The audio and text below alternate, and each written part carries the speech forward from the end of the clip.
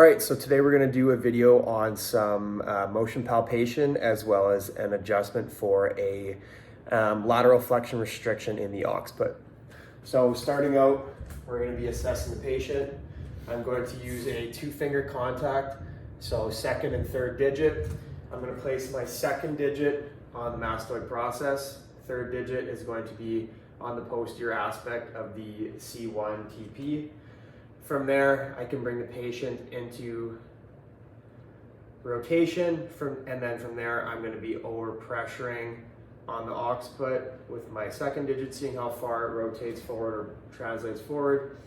And then I can do the same thing with my third digit on C1. So what we're looking for is we're looking for whether the occiput slides past C1 or if C1 goes further forward than the occiput. And we can repeat that on the other side. So same thing, second digit on the occiput, third digit on C1. Then I can move into lateral flexion assessment. And now we're just using that second digit to kind of translate the mastoid process down and see if it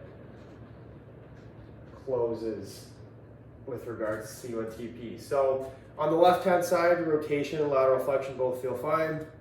On this side, rotation feels fine. However, the mastoid process is quite superior compared to the C1 TP. So there's a larger space, meaning that we can indicate that it is left laterally flexed, and a right lateral flexion restriction, meaning that there's an open wedge on that right-hand side. So for the adjustment portion of this, I'm going to have the patient lie supine for me. I'm going to adjust the headrest up as high as it goes. And then, because it was open on the right-hand side, I'm going to be standing on the patient's right-hand side here.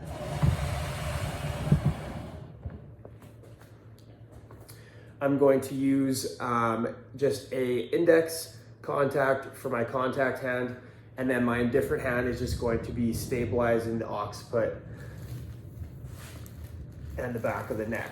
So I'm going to be bringing him over here like this, using that headrest for help. Using my index contact, I'm going to roll down the side of his head onto his occiput like this, so that my index contact is on his occiput. From there, I'm going to be laterally flexing, keeping my arm tucked into my body here.